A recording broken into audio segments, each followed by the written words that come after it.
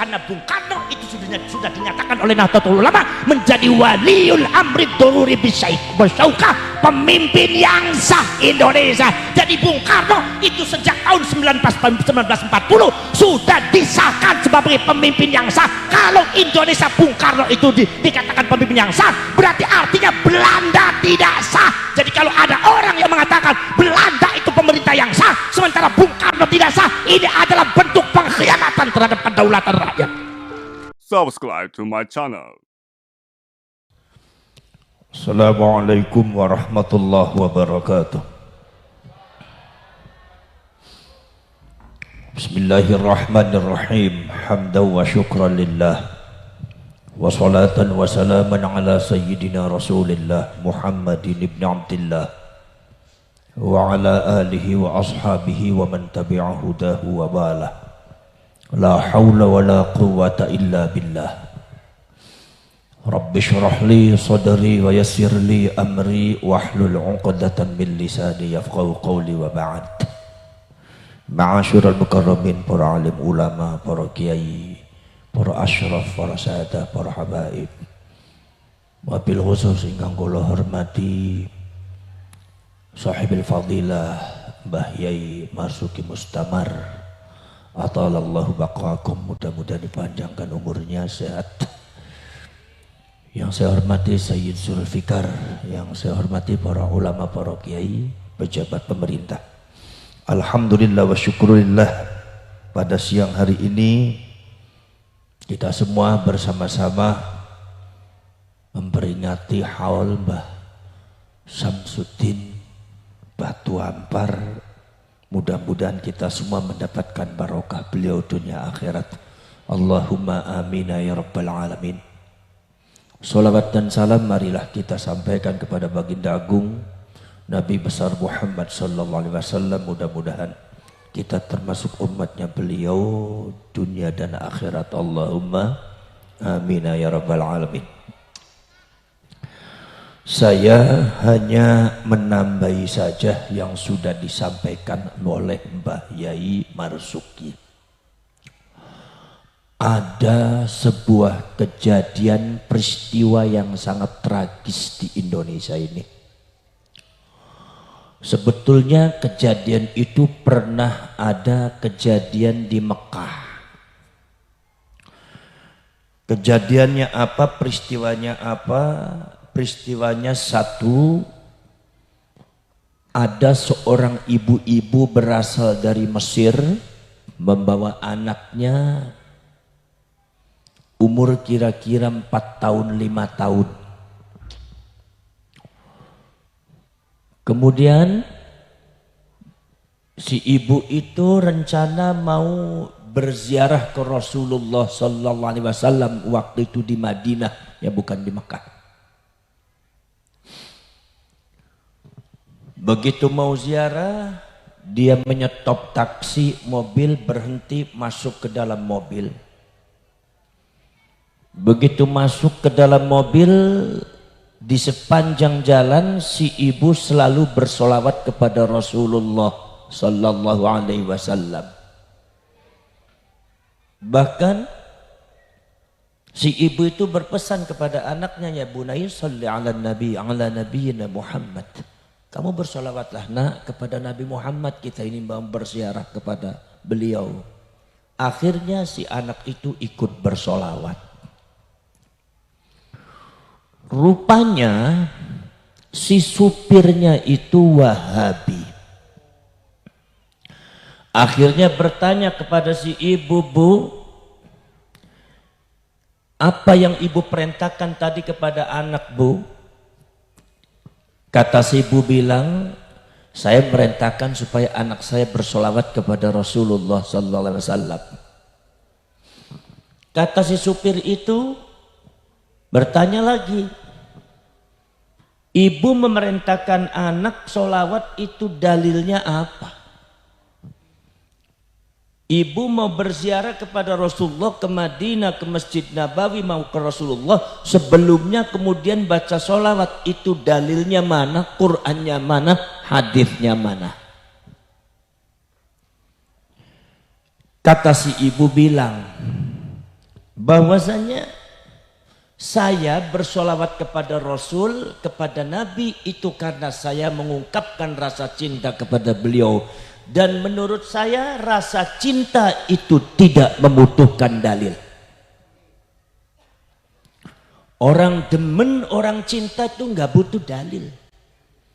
Kenapa? Karena dalil itu adalah pekerjaan logika dan akal, sedangkan yang namanya cinta itu adalah min af'alil qulub, adanya dalam hati. Akhirnya terjadi perbedaan, perdebatan. Tidak bu, ibu harus ada dalilnya. Kalau ibu nggak ada dalilnya berarti ibu menentang Quran, menentang hadis. Kata si ibu bilang, apa urusannya dengan sampean? Urusannya sampean tuh mengantarkan saya ke Madinah, mengantarkan saya ke Masjid Nabawi. Kenapa ngurusin saya? Urusan masalah baca sholawat atau tidak. Masa saya sholawat kepada Rasulullah dianggap menentang Quran dan hadis? Ya enggak, pokoknya ibu kalau banget tuh. Kata si ibunya bilang, nak tetap baca sholawat, nak jangan turuti orang itu. Baca sholawat, si supirnya malah marah. Kalau begitu ibu namanya kafir. Ibu kafir, ibu berarti memerintah anaknya untuk kafir. Berarti anaknya ibu kalau melaksanakan kafir. Si anaknya ikut bersolawat. Kata si supir bilang, dasar anak kafir. Dan kejadian tragis itu terjadi. Setelah itu kemudian tiba-tiba terjadi perdebatan, pertengkaran. Tiba-tiba mobilnya diberhentikan di pinggir jalan. Begitu di mobilnya diberhentikan di pinggir jalan, kemudian si sopir itu kemudian menyuruh ibu itu keluar dan mau berbuat yang tidak baik, mau memukul ibu. Akhirnya si ibu ditutup pintunya, pintu mobilnya, didobrak, dipukul pakai batu, kaca mobilnya sampai pecah, ibunya diseret, anaknya diseret, sambil berteriak Allahu Akbar, Allahu Akbar, kafir, kafir, kafir. Itu anaknya namanya Ibrahim. Itu anak umur 4 tahun disembelih di depan ibunya karena sudah dianggap kafir. Ini bahayanya Wahabi seperti ini. Bahayanya doktrin sesat seperti ini. Saudara-saudara sekalian, ini terjadi di Mekah. Sekarang ada lagi saudara-saudara sekalian yang terjadi di Indramayu, tetangga saya, termasuk saudara-saudara itu masih ada hubungan saudara saya. Namanya Kyai Fariduddin. Itu terjadinya adalah tahun kemarin. Beliau termasuk pengurus Jam'iyah Ahli Tariqah Al-Mu'tabarah Nahdlatul Ulama Jatman, termasuk ketuanya. Beliau tarekat-tarekatnya adalah tarekat Syadziliyah, Imam Abdul Hasan Asy-Syadzili, ngambil tarekat dari Aba Lutfi. Saudara-saudara sekalian, ada cerita yang sangat tragis. Ternyata itu sudah terjadi di Indonesia. Subhanallah, saudara-saudara sekalian, tiba-tiba ba'dal maghrib ada seorang yang datang ke rumahnya Kyai Farid. Ini makanya saya minta kepada orang-orang Pamekasan harus jaga itu kiai. Dibentengi itu kiai, apalagi semacam Baye Mustamar ini harus dibentengi. Saudara-saudara kalian, begitu datang kebenaran, kebetulan saya tidak mau mengatakan semuanya. Kebetulan yang datang itu jenggotnya panjang, celananya cingkrang. Langsung assalamualaikum, waalaikumsalam, belum dipersilakan udah masuk. Kebetulan di rumahnya Kyai Farid itu adanya ibu nyaiknya. Kyai Faridnya lagi wirid Thariqah Syadziliyah di masjid bersama jamaah. Akhirnya saudara-saudara sekalian, si orang itu bertanya, Bu, ya, mau ketemu dengan Pak Kyai ini ada apa tidak? Kata ibunya, oh iya, Pak Kyainya lagi wirid Thariqah, ada di masjid. Itu saudara-saudara sekalian, ibunya yang lagi bawa anaknya umur 7 bulan. Itu si tamu itu ternyata rupanya Wahabi. Itu tidak banyak bicara apa-apa, langsung kemudian dia menyelinap keluar dari ruang tamu. Begitu kembali lagi langsung menebaskan goloknya. Ibunya ini dibacoki seperti hanya membacoki ayam. Sambil berteriak Allah Akbar kafir, Allah Akbar kafir, Allah Akbar kafir. Ibu Ibunya langsung astagfirullahaladzim, astagfirullahaladzim, ditangkis pakai tangan semampunya Ibu Nyai. Sampai Ibu Nyai bacokan yang ada di tubuhnya lebih daripada 21 bacokan. Saya tanya, Islam macam apa orang kayak gitu? Kalau sampai ada orang Pamekasan ikut mazhab Islam semacam ini, saya yakin mal'unun indallah, bakal dilaknat karena membunuh sama umat Islam. Saudara-saudara sekalian, subhanallah, akhirnya ibunya langsung mengangkat dengan tangannya. Itu anaknya Kiai Farid umur 7 bulan, Kiai, mau ditebas pakai golok, akhirnya diambil. Begitu ada ponakannya Kiai Farid datang menjerit karena lihat ibunya yang bersimbah darah, anaknya langsung dilemparkan, ditangkap kepada ponakannya Kiai Farid. Itu akhirnya tangannya ponakannya Kiai Farid ditebas, tangannya putus. Langsung lari karena jarak antara rumahnya Kiai dengan Sante cukup jauh. Di situ Allahu Akbar, si ibunya dibacokin kayak bacokin ayam, kayak bacokin kambing. Kalau orang sudah didoktrin dengan doktrin Islam yang gaya-gaya iblis semacam ini, apapun akan dilakukan, kekufuran pun akan dilakukan.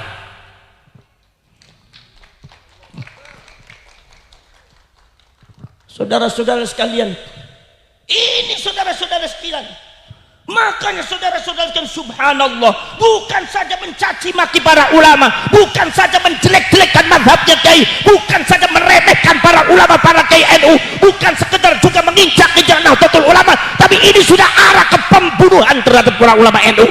Mereka sebetulnya adalah gaya-gaya PKI, tapi menuduh orang-orang lain disebutnya PKI. PKI berteriak PKI.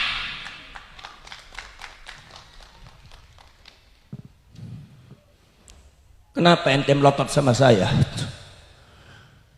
Jangan melotot-melotot kayak gitu. Saudara-saudara sekalian, itu akhirnya saudara-saudara sekalian, saya tahu sendiri. Saya datang ke rumahnya beliau. Begitu saya, subhanallah, kiainya apa ibunya sudah tersungkur, darah bersimbah kemana-mana. Mungkin itu orang menyangka ibunya sudah mati. Itu ibunya hafizah Quran, ngajarnya ngajar hifdzul Quran.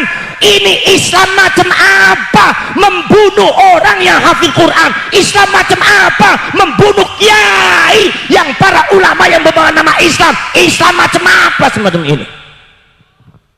Kalau orang Pamekasan di Majah, ente juga bakal dilaknat oleh Allah. Jangan diam, saudara. Kalau terjadi kezaliman, jangan diam. Kalau terjadi sesuatu yang ada di Indonesia, jangan diam, bergerak.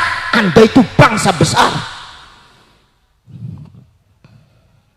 Saudara-saudara sekalian, subhanallah, akhirnya saudara-saudara sekalian, begitu itu ceritanya, orang itu keluar, ibunya tersungkur. Ternyata alhamdulillah ibunya itu cuma pingsan karena kehabisan darahnya kurang. Waktu saya datang ke situ, begitu ada kabar, saya langsung datang ke rumahnya. Ibu-ibunya saudara sekalian, tangannya saja, di tangannya ada 11 bacokan, jari-jarinya putus semua. Itu jari-jarinya ibunya dibacok kayak bacok ayam. Allah Akbar kafir, Allah Akbar kafir. 10 jari-jari putus semua, dikasih pen disambung. Saya tanya kepada saudara, ini Islam apa PKI? Islam apa PKI? Orang Pamekasan ini kurang tegas dalam masalah itu. Islam apa PKI? PKI apa Islam? Model begini membawa nama bendera Islam, hancur Islam, guys. Subhanallah, pantesan orang Yahudi menyukai itu mazhab Islam semacam ini. Subhanallah, saudara-saudara sekalian. Akhirnya pada waktu saya datang ke situ, ibunya itu tangannya tubur semua. Dia bilang sama saya, Gus, ini tangannya, jarinya putus semua, Gus. Ini sudah disambung sama pen. Di kepalanya, dibacok kepalanya ada 6 bacokan. Satu bacokan yang sebelah kiri itu menganga terbuka. Makanya ibunya tidak begitu konsentrasi. Kalau ngomong masih agak ngawur. Kenapa? Sebab sudah mengenai saraf. Kalau ada apa-apa sama ibunya sampai kesadarannya hilang, sebagai dia adalah sebagai gudang daripada Quran, mengajari anak santrinya hifdzul Quran, ngajari Quran, ini orang mal'un indallah, bakal dilaknat kepada Allah Subhanahu wa taala. Luar biasa ini, subhanallah. Orang semacam ini diikuti orang-orang zaman sekarang. Gimana Kiai? Ya, menjual takbir kalau kayak itu. Saudara-saudara sekalian, subhanallah, saya ke sana itu Bu, itu kepalanya itu ada 6 bacokan Kiai. Yang satunya menganga Kiai. Ibunya ini enggak begitu sadar kalau ngomong karena mungkin sarafnya kena. Subhanallah, ini orang hafizah Quran diperlakukan seperti ini. Saudara-saudara sekalian, sampai akhirnya saudara-saudara sekalian, akhirnya orang itu keluar dari rumahnya ibunya dibiarkan bersimbah darah. Itu ceritanya dianya langsung mengejar Kiai Farid. Itu Kiai Faridnya lagi ada di Masjid Wirid Thariqah Syadziliyah. Dia langsung membawa golok, datang masuk ke masjid. Itu semua jamaah ditendang, diterobos. Dia bilang Allahu Akbar, Allahu Akbar, Kiai Farid kafir. Kiai Faridnya langsung ditekap dengan tangannya. Itu lehernya digorok pakai golok, digorok pakai celurit Pak. Allahu Akbar kafir, Allahu Akbar kafir, Allahu Akbar kafir. Seperti gorok kambing. Subhanallah. Ini orang macam apa ini di Indonesia ini? Likulli sakit lakit, ada barang yang jatuh mesti ada yang mungut Kiai. Subhanallah, luar biasa saudara-saudara sekalian. Akhirnya saudara-saudara sekalian, di sini saudara-saudara sekalian, begitu saya datang, begitu lihat Kiai Farid, ternyata di sininya ada gorokannya. Gorokannya ada 9 gorokan. Untung Allah masih menyelamatkan beliau. Itu golok tajam Kiai Farid digorok 9 kali, enggak mempan. Ini saudara-saudara sekalian. Makanya saudara-saudara di sini kebijakan, kearifan, akhlakul kalimah yang diwariskan oleh Rasulullah, yang diterima oleh masyarakat Indonesia Nusantara, ini dihabisi oleh orang-orang yang tidak bertanggung jawab, dihabisi oleh orang-orang yang zalim. Maka saya katakan, siapapun yang melawan NU zalim, siapapun yang niat menghancurkan NU zalim. Dan saya yakin menghadapi NU tidak akan menang.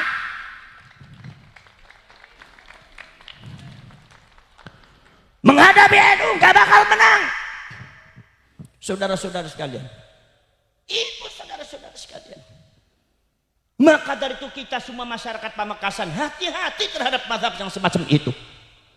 Di antaranya saudara-saudara sekalian, pada waktu zaman dulu terjadi pembantaian ulama, termasuk yang ada di Irak, termasuk yang ada di Taif, yang seperti Mbah Yai itu tadi disebutkan.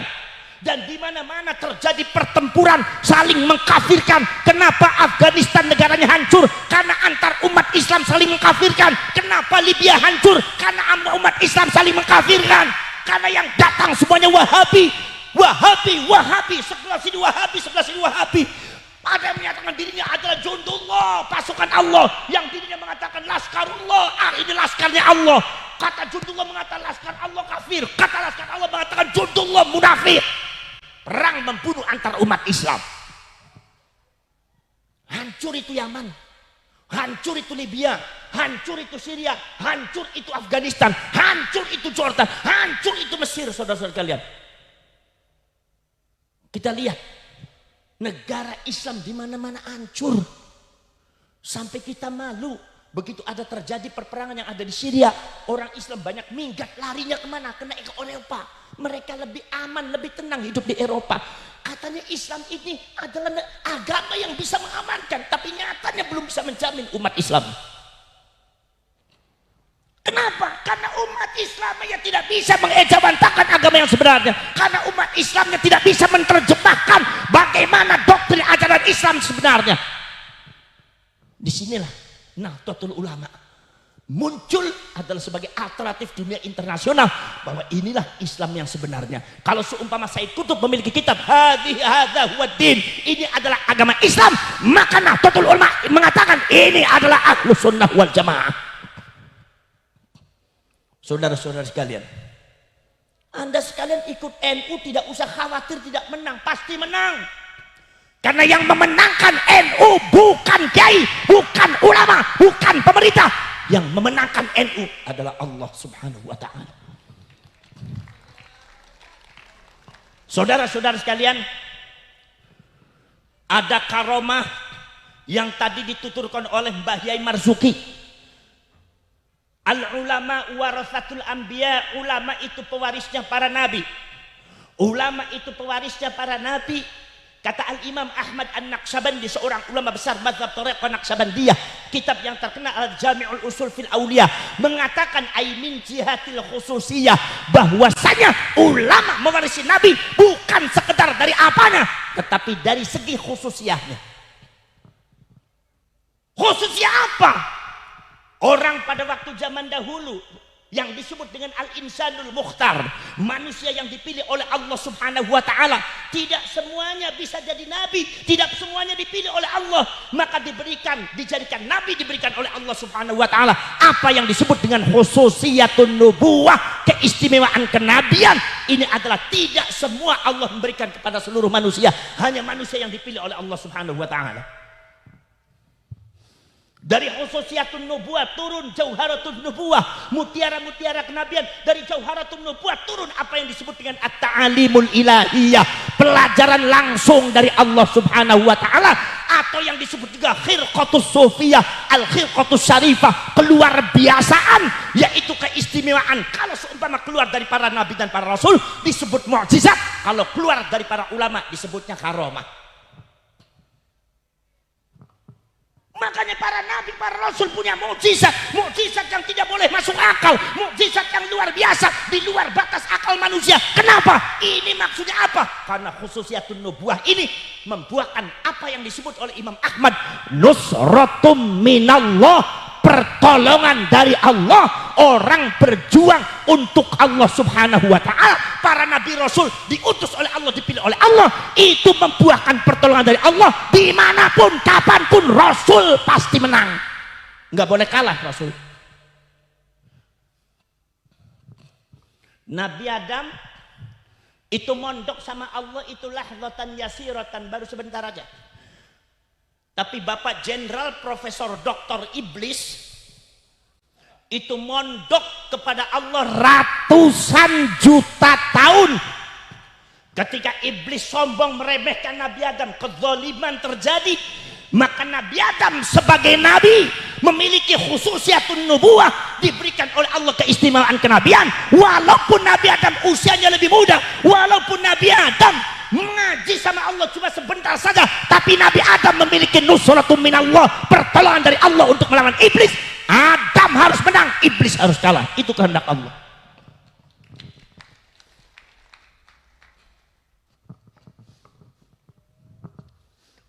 Wa idh qulna lil malaikati isjudu li Adam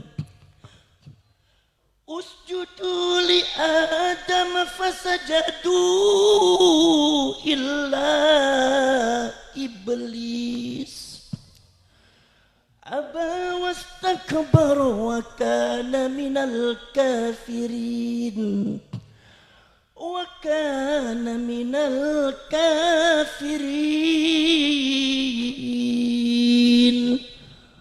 Allah yang menghajar iblis, Allah yang membungkam iblis. Wa 'allama Adam al-asma'a kullaha. Al-Imam Jalaluddin Abdurrahman As-Suyuti mengatakan ailahdatan yasiratan, Nabi Adam mondoknya cuma sebentar, tapi 'allama Adam al-asma'a kullaha, dapatnya semua ilmu dapat. Tapi iblis mondok ratusan juta tahun, tidak semua ilmu dapat. Summa 'aradahum 'alal malaikat, tonton di depan para malaikat, Nabi Adam dengan iblis diadu keilmuan, iblisnya kalah. Kenapa? Karena iblis harus kalah. Kenapa? Karena Nabi Adam harus menang. Karena Nabi Adam memegang khususiyatun nubuwah. Ini supaya Anda ngerti, NU kapan saja, di mana saja pasti menang. Dulu ente kira HTI hebat, HTI ngelawan NU keok. Dulu ente mengatakan FPI hebat, FPI ngadep NU hancur. Dulu siapa lagi yang mau melawan NU? Hancur. Sebab hakikatnya yang menghancurkan adalah Allah Subhanahu wa taala. Itu kehebatan ulama NU. Betul lah betul. Betul lah betul. Betul lah betul. Jadi orang penakut amat Pamekasan. Mumpung ada orang Cirebon nih. Nih, Kiai Marzuki Mustamar juga termasuk keturunan Banten, masih saudara sama saya baru tahu tuh. Saya pantesan diceplak-ceplok nih gayanya gaya Banten, gaya Cirebon ini. Ini jangan macam-macam dibacok nggak mempan ini. Sebab senyum terus, Kiai senyum terus, jadi kalau orang mau bacok nggak jadi nggak mempan gitu. Saudara-saudara sekalian, wa idh qulna lil malaikati isjudu li Adam usjudu li Adam fasajadu illa iblis aba wastakbara wa kana minal kafirin wa kana minal kafirin.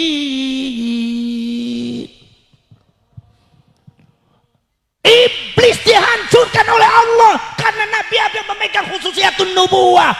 Bukan sekedar Nabi Adam, saudara. Saya kalau ceramah banyak saudara-saudaranya, nanti ada yang bilang Bu Sabas jiplak Habib Rizik. Curiga terus ente mah urusannya. Saudara-saudara sekalian, maka kalian lihat perjalanan fantasiru fil ard. Baca itu sejarah, para nabi, para rasul tidak pernah kalah, mesti menang. Nabi Ibrahim melawan Numrud, Nabi Ibrahim gak punya apa-apa, Numrud raja besar, punya kekuatan besar, senjatanya lengkap, kalah Numrud. Nabi Musa, Nabi Isa melawan Banu Israel, kalah Banu Israel. Ketika Allah mengizinkan saudara-saudara Tolut, kemudian saudara-saudara melawan Bakti Nasr, kekuatan super power besar pada waktu itu, kalah Bakti Nasr. Nabi Musa dengan Nabi Harun diperintah oleh Allah Subhanahu wa taala, ya Musa, idhab ila fir'auna indahu tagha faqul hal laka ila an tazakka wa ahdika ila rabbika fatakhsha. Nabi Musa enggak punya uang, tidak punya kekuatan orang, enggak ada bala tentaranya, tidak punya uang, orangnya miskin, orangnya kere, suruh melawan Fir'aun maha kaya raya, kekuatannya sangat besar, tapi bukti realita kalah Fir'aun. Sebab siapa yang mengalahkan? Sesungguhnya mengalahkan Fir'aun adalah Allah Subhanahu wa taala, karena Nabi Musa memegang khususiyatun nubuwah.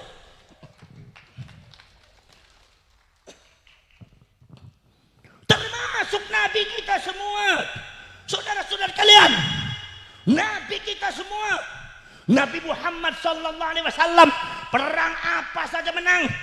Ada perang Badar, Nabi Muhammad kekuatannya cuma 3.000 orang, tidak punya senjata yang lengkap. Paling-paling yang bawa kuda cuma 12 orang, yang bawa panah paling-paling cuma 20 orang, paling-paling juga yang bawa tombak paling-paling 11 orang. 3.000 orang semua kebanyakan jalan kaki, paling senjatanya batu, melawan 30.000 orang, 10 kali lipat senjata lengkap. Tapi Nabi Muhammad harus menang, makanya menang. Nggak boleh kalah. Makanya saya kalau membaca sejarah NU menang terus, memang NU harus menang. Makanya yang memenangkan NU itu bukan kiainya, tapi Allah. Kalau NU mengandalkan kiainya, nggak bakal menang. Wong kiainya keluar 5 tahun sekali kalau ada pemilu doang. Kalau ada pemilu, kiai NU keluar semua. Begitu pemilu udah selesai, udah masuk ke kamar semua, mana mau menang itu NU. Kalau mengandalkan kiainya, maka yang memenangkan NU adalah Allah Subhanahu. Allah Subhanahu. Allah yang memenangkan NU. Betul lah betul. Nabi Muhammad dihajar dengan perang Ahzab, perang yang sangat luar biasa, dikeroyok Nabi Muhammad. Nabi Muhammad menang. Perang Hunain menang. Perang Khaybar, Nabi Muhammad berjalan dari Madinah sampai ke tanah Khaybar, saudara-saudara sekalian, itu lebih daripada 4 bulan. Pasukannya banyak yang terkapar di tengah jalan, sudah tenaganya sisa, senjatanya nggak lengkap. Yang dilawan orang Yahudi termasuk pasukan Roma, senjatanya lengkap. Ya Nabi Muhammad harus menang, nggak boleh kalah. Lah sampai harus tahu ini nusratu minallah. Makanya ada sebuah perjanjian pada waktu zamanul arwah. Wa id akhadallahu mitsaqan nabiyyin lama ataitukum min kitabi wa hikmah thumma ja'akum rasulun musaddiqun lima ma'akum la tu'minunna bihi wa la tansurunnah. Ini janji Allah Subhanahu wa taala yang diberikan kepada para nabi para rasul. Sumpahnya para nabi para rasul di depan Allah Subhanahu wa taala pada waktu nabi rasul masih zamanul arwah. Nomor pertama harus beriman kepada Rasulullah. Nomor 2 harus menolong Rasulullah, karena nusratu minullah adalah sesuatu yang lazim didapatkan oleh para nabi dan para rasul, khususnya kanjeng Nabi. Ini adalah karena sifat daripada khususiyatun nubuwah, keistimewaan kenabian. Harus menang, nggak boleh kalah. Saudara-saudara sekalian, kemudian saudara-saudara sekalian, Nabi Muhammad perang Hunain.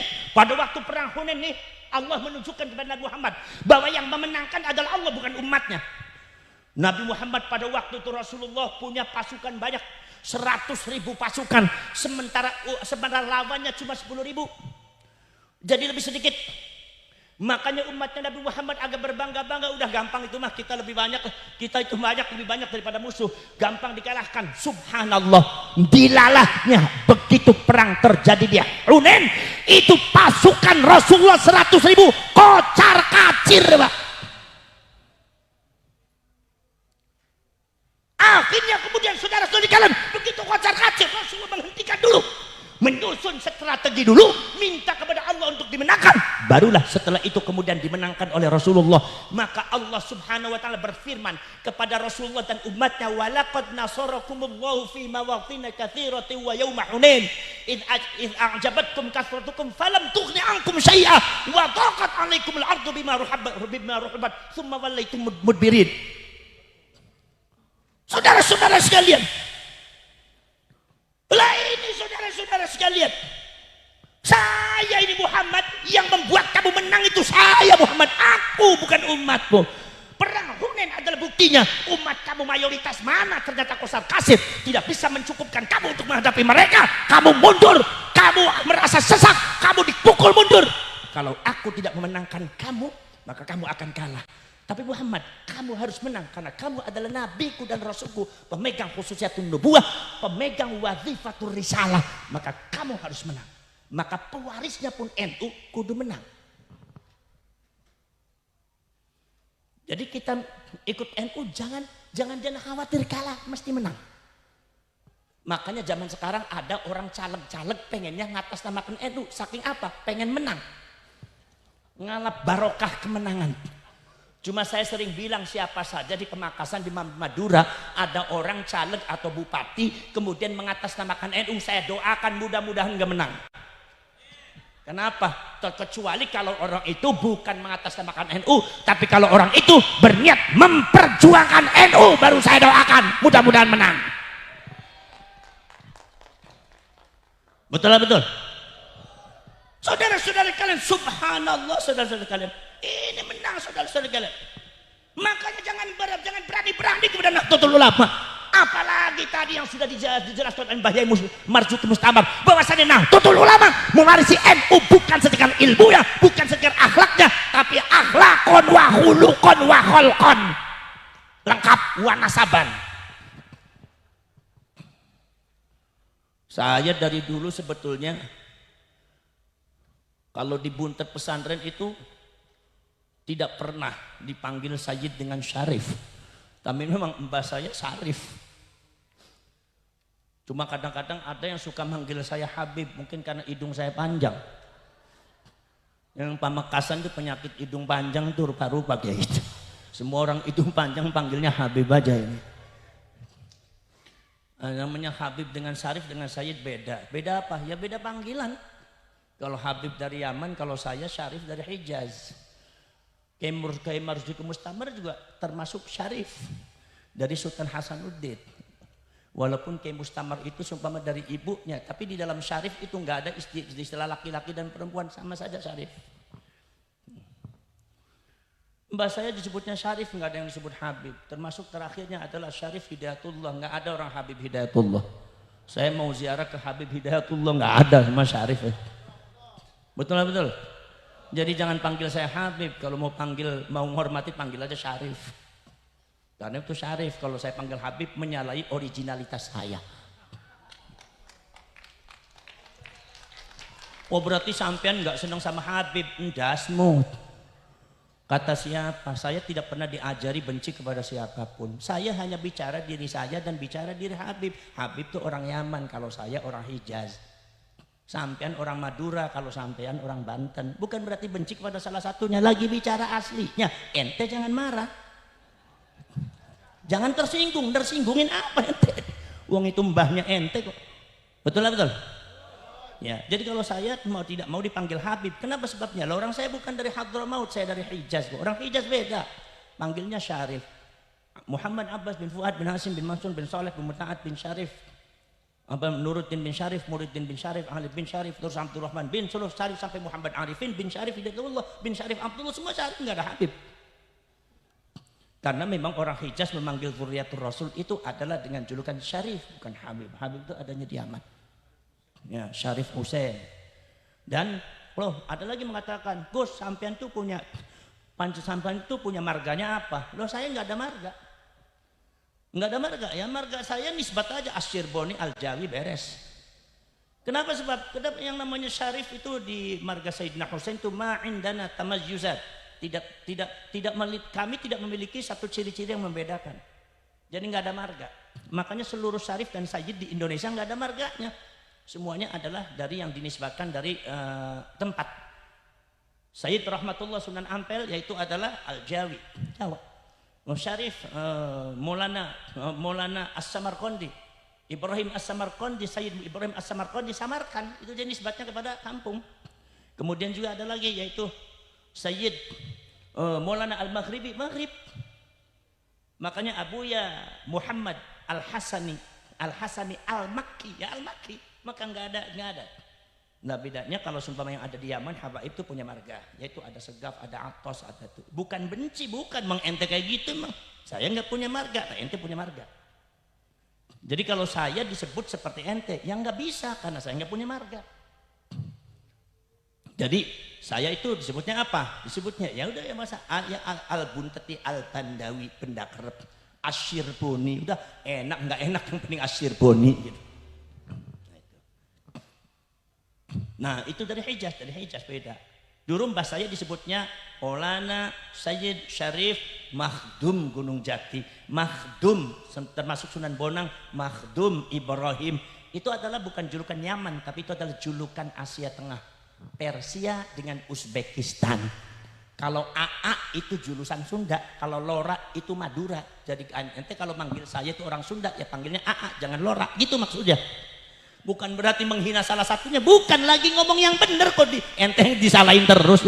Makanya ente jadi orang jangan sensitif, jangan mudah tersinggung ente. Betul lah betul. Nah itu, gitu aja Syarif, ada Sayyid. Nah itu saudara-saudara kalian. Makanya kalau ada orang manggil saya Habib, bingung juga saya. Habib dari mana saya? Saudara-saudara sekalian. Nah itu saudara-saudara kalian. Itu Allah Subhanahu wa taala. Lah itu kemudian kata Imam Ahmad An-Naqsabandi mengatakan bahwasanya tsumman basatat ila ummatihi, itu khususiyatun nubuwah, itu adalah disebarkan oleh Allah, diturunkan kepada umatnya Rasulullah. Siapa? Al-Insanul Mukhtar, manusia yang dipilih oleh Allah Subhanahu wa taala. Tidak semuanya orang mendapatkan yang disebut para ulama, para kiai, yang disebut khususiyatul wilayah, keistimewaan kewalian, kedekatan dengan Allah Subhanahu wa taala. Khususiyatul wilayah ini. Maka saudara-saudara kalian, kalau ada orang para ulama jadi kiai, jadi lora kayak di Madura, itu saudara-saudara sekalian, berarti itu pilihannya Allah. Enggak semua orang bisa jadi kiai, bisa jadi ustadz. Orang pengen kaya, semua pengen kaya. Tapi ustadz bangga kaya nggak apa-apa. Yang penting ngurusin umat. Yang penting ngurusin musola dan masjid. Yang penting ngurusin santri. Semua orang mah pengen kaya. Makanya didermakan seluruh ustadz kiai itu hidupnya didermakan untuk agama Allah. Nggak ada yang nggak semua orang bisa mampu jadi kiai jadi ustadz.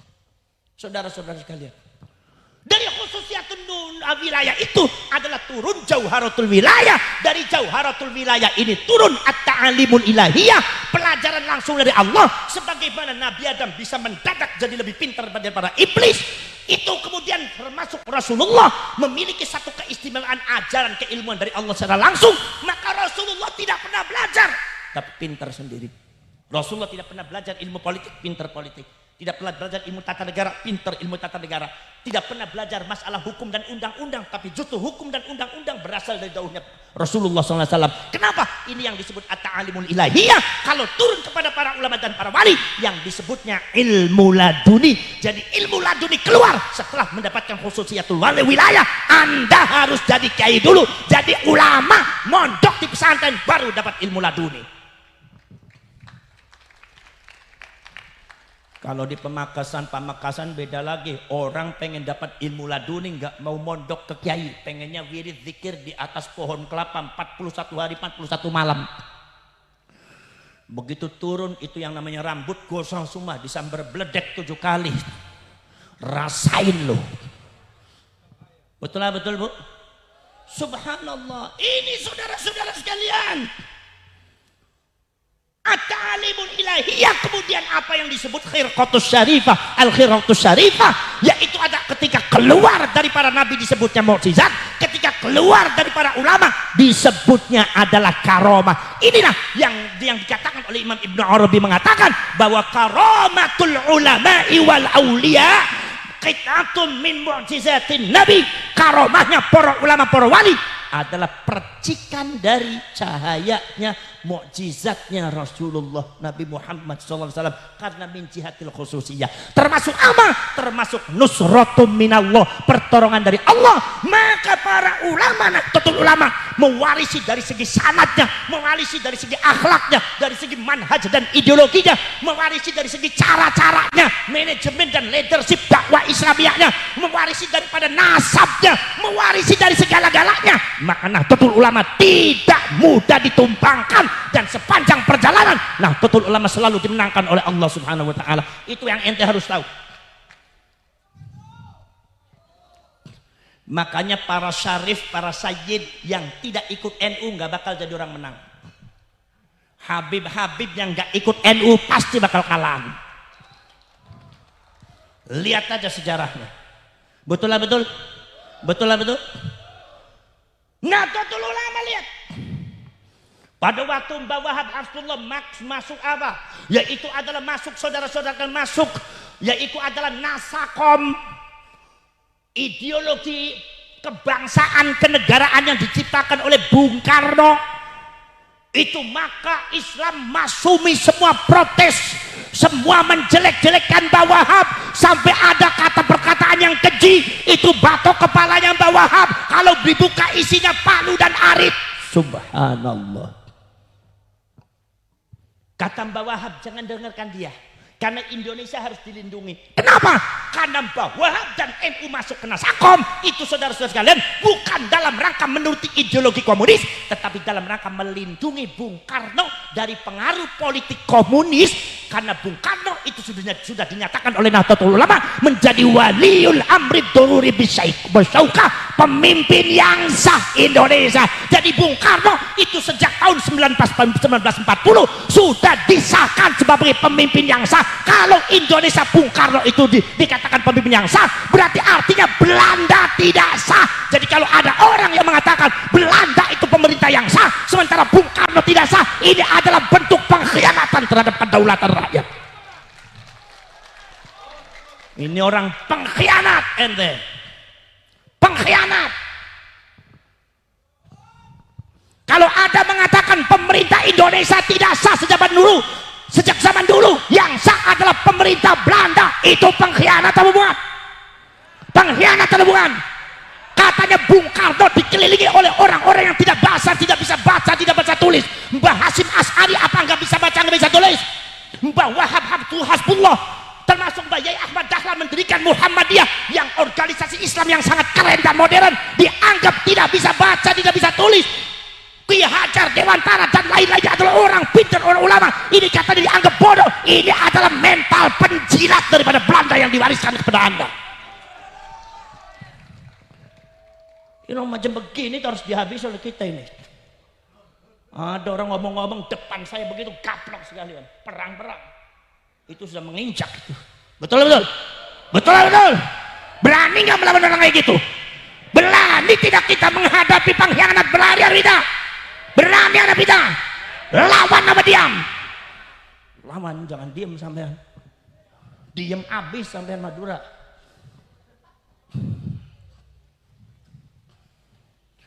Makanya saya tuh kadang-kadang agak mangkel juga. Ada oknum Habib, bukan Habib semuanya. Jadi ente Habib yang nggak bicara jangan tersinggung.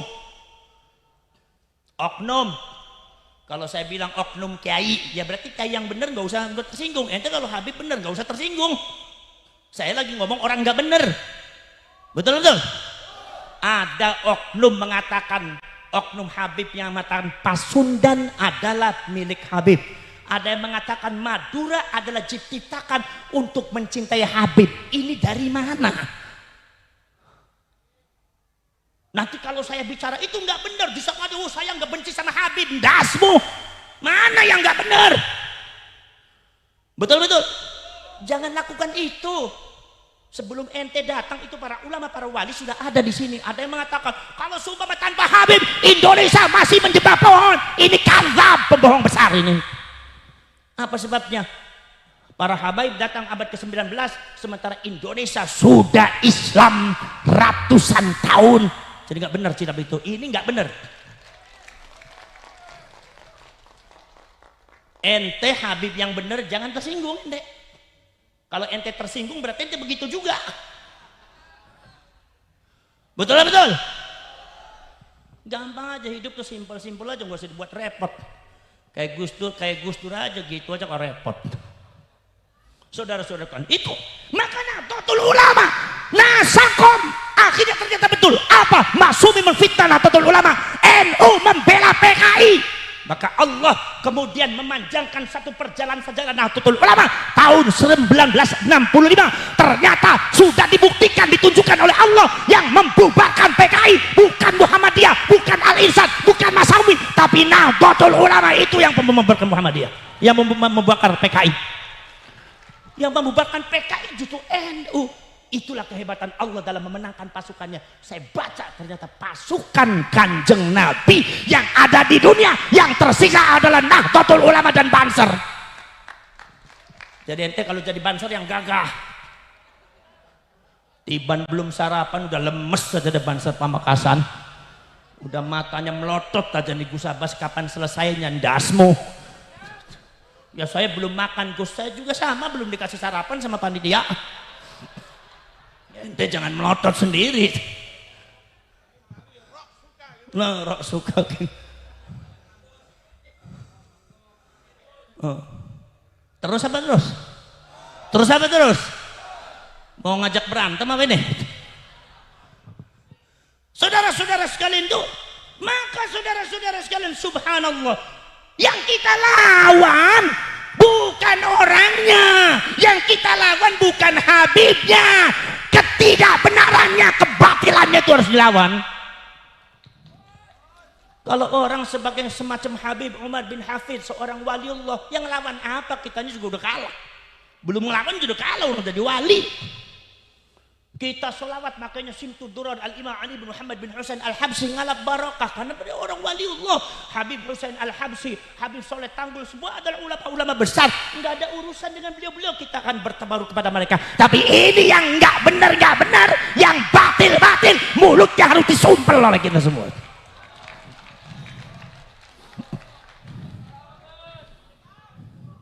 Sallallahu alaihi Muhammad. Sallallahu alaihi Muhammad. Sallallahu alaihi Muhammad. Saya juga ngerti sama panitia. Ini orang Pamekasan gak ada yang berani, makanya ngundang dari Cirebon, gitu aja dah. Saya bilang sama panitia nih, ini orang Pamekasan kecing-kecing amat, penakut amat. Gitu. Ini ada yang pro. Kalau beliau yang bicara saya percaya, karena beliau orang Banten seperti saya aja. Saudara-saudara, itu saudara sekalian. Nahdlatul Ulama. Nahdlatul Ulama melawan Orde Baru dipecundangi oleh orang Orde Baru 32 tahun dimarginalisasi. Ngerti marginalisasi, Bu? Marginalisasi ngerti? Nggak ngerti? Ya udah lanjut aja, lanjut. Gak usah dipikirin dah. Ngerti nggak ngerti, manggut beres, dapat pahala. Saudara-saudara sekalian, 32 tahun Soeharto secara sistematis mengkebiri, memarginalkan NU, mengambleskan NU. Tapi saya tanya, yang hancur NU apa Orde Baru? Jawab. Orde Baru apa NU? Jawab. Orde Baru. NU semakin kuat, semakin berkibar. Sekarang Nahdlatul Ulama sudah memiliki cabang di internasional, lebih daripada 50 negara sudah dari NU, bahkan mampu meng-NU-kan Afghanistan. Apa Yahudi nggak takut sama orang NU nih? Tahun yang akan datang Yahudi berhadapan dengan NU, Amerika berhadapan dengan NU, bukan dengan yang lainnya, dengan NU. Tapi saya yakin Yahudi dengan kelompok Wahabinya melawan Syria bisa menang, melawan Jordan bisa hancur, melawan Libya bisa hancur, melawan Yaman bisa hancur, melawan Afghanistan bisa hancur. Tapi melawan negara kesatuan Republik Indonesia, ada para wali, ada cucunya Rasulullah, nggak bakal bisa menang, hancur mereka. Gak akan menang. Makanya hati-hati ente kalau bicara Indonesia, hati-hati nih. Khususnya yang bangsa Hadrami dan Yaman ini, hati-hati nih. Banyak zallatul lisan. Saya juga dari Hijaz, tapi saya juga dari pribumi. Walau kana irunguhum blesekan wa kulituhum buseman. Betul lah, betul. Saudara-saudara, ini Kiai Marzuki, walau kana irunguhum blesekan wa kulituhu buseman, ini min jumlati syarif ya. Lah itu, saudara-saudara sekalian, itu tidak akan menang lawan Indonesia, lawan Nahdlatul Ulama, hatta Yahudi tidak akan menang, saudara. Kenapa? Sudah dibuktikan. Begitu sudah antek daripada Yahudi datang di Indonesia dengan membid'ah apa yang sudah dilaksanakan oleh para ulama, para wali yang ada di tanah Jawa, yang di Indonesia, di Nusantara, yang disebut dengan adalah pasukan Wahabi, membentuk satu pasukan yang disebut adalah Hizbut Tahrir. Walaupun ada Indonesianya, Hizbut Tahrir Indonesia dibungkus dengan jihad, dibungkus dengan takbir, dibungkus dengan dakwah wal irsyad, dibungkus dengan segala-galanya, dibungkus dengan amar ma'ruf nahi mungkar, dihiasi dengan yang lain-lainnya, dibungkus dengan ibadah dan sunnah-sunnah. Tapi Allah tahu itu batil, ngelawan NU hancur hati.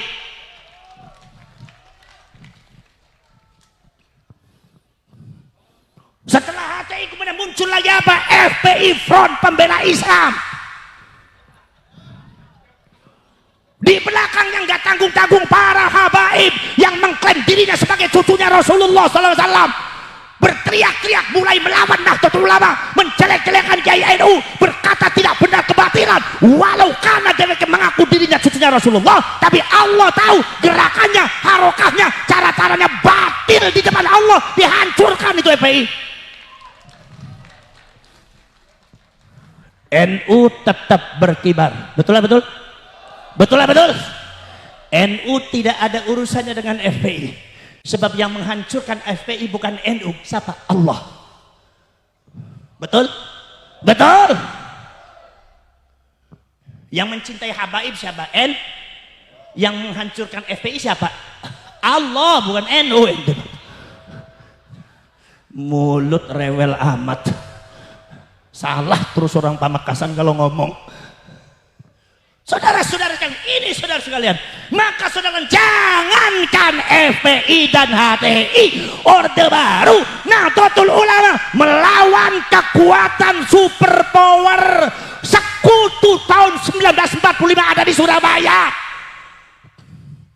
Siapa yang berani ngelawan sekutu? Maju. Model kayak gini udah mundur aja. Dipaku sama Barokah udah bingung aja nih. barokah ente. Mau ngelawan kualat ente, udah ente nggak bisa ngelawan udah.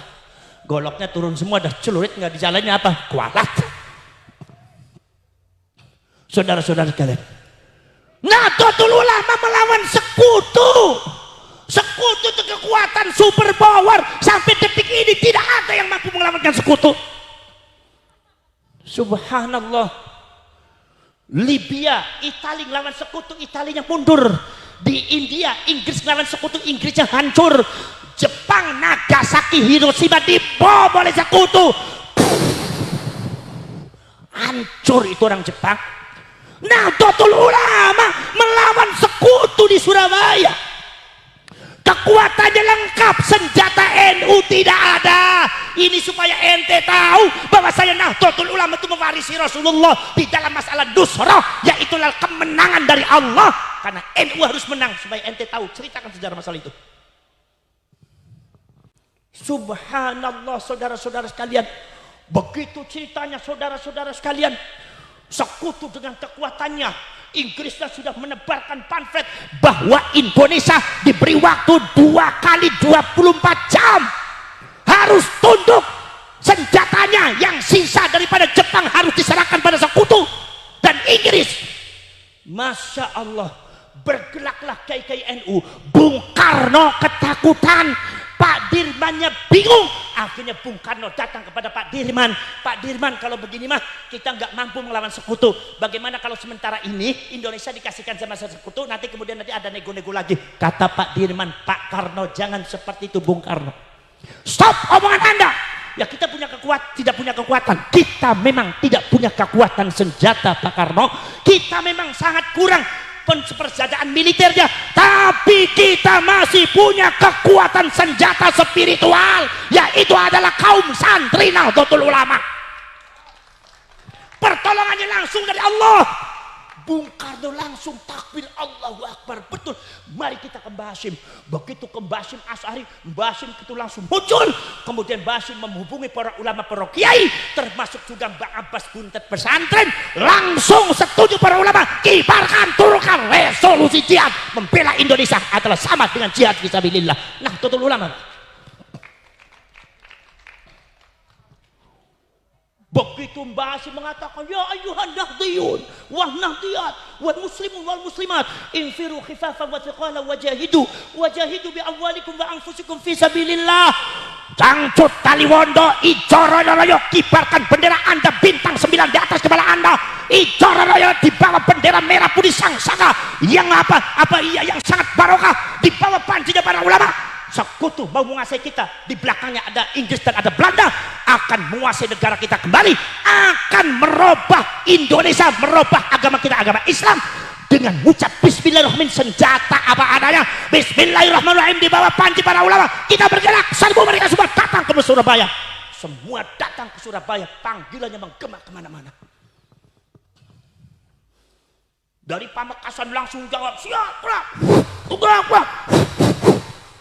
Mbah Hashim Asy'ari sudah menunggu ada di Surabaya. Mari kita para penderet dan para ulama, para kiai, kita berbaris berdasar, siapkan pasukan, maju jalan.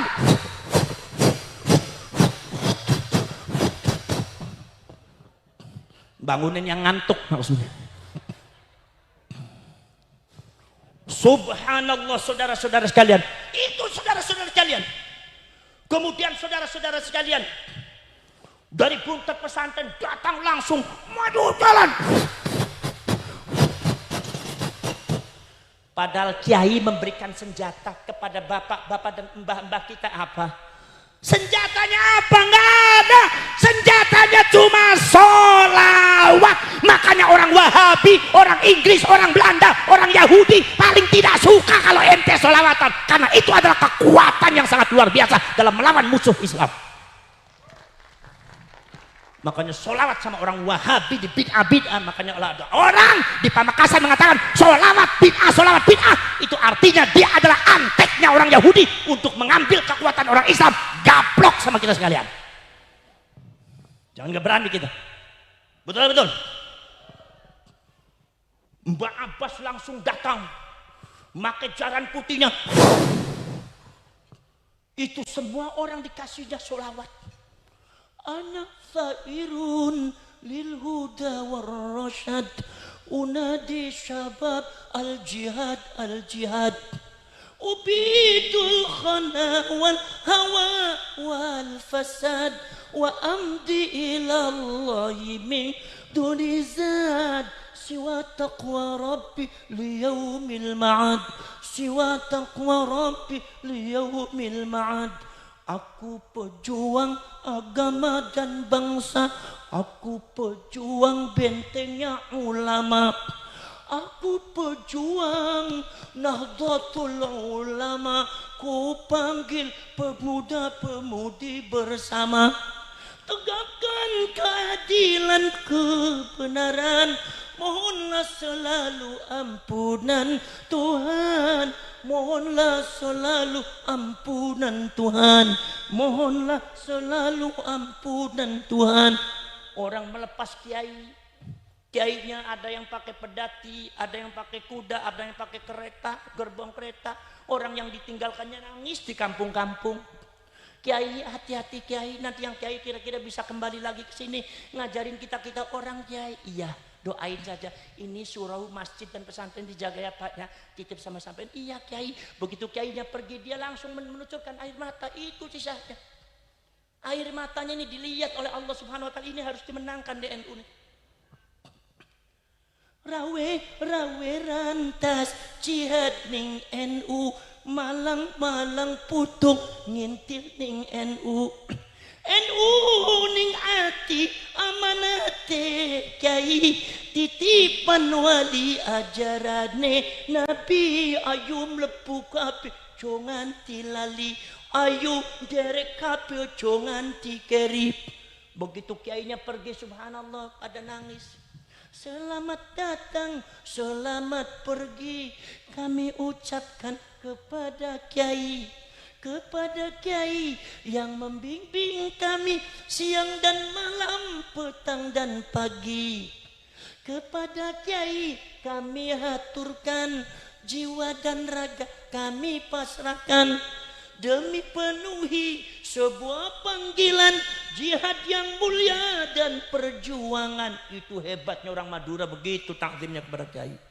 Marilah kita sambut semua panggilan NO yang telah tiba. Zaman dulu mah NO, Nahdlatul Ulama, sekarang NU sama aja. Betul lah, betul. Nahdlatul Ulama ceritanya melawan sekutu, sekarang dicatat dengan tinta emas. Profesor Dr. Snoek Hogroene bingung, Profesor Dr. Van der Gubrak bingung, apa maning itu Jenderal Malabinya tumbang di tanah Surabaya, bingung. Bisanya Nahdlatul Ulama yang tidak memiliki kekuatan apa-apa, yang tidak memiliki senjata apa-apa, tapi di bawah naungan Tuhan yang Maha Kuasa, ternyata sekutunya mudah ditumbangkan. Itu yang disebut dengan khususiatul nubuwah, yang turun kepada para ulama NU disebut khususiatul wilayah, yang membuahkan nusratum minallah. Makanya Rasulullah di dalam belakat-belikatnya ada cap khatamun nubuwah, tulisannya apa? Tawajjah haitsu syi'ta fa innaka mansur. Kamu mau ada di mana-mana, mau ada di mana saja Muhammad, mau gimana saja Muhammad, sesungguhnya kamu pasti akan aku menangkan. Nahdlatul Ulama pewaris para nabi, maka Nahdlatul Ulama harus menang, dan sampai kapanpun insyaallah Nahdlatul Ulama pasti akan menang. Yang menangkan adalah Allah Subhanahu wa taala. Hadza wa ufawwidu amri ilallah wallahu basirun bil ibad wallahu al-muwaffiq ila aqwamit thariq. Wassalamu alaikum warahmatullahi wabarakatuh.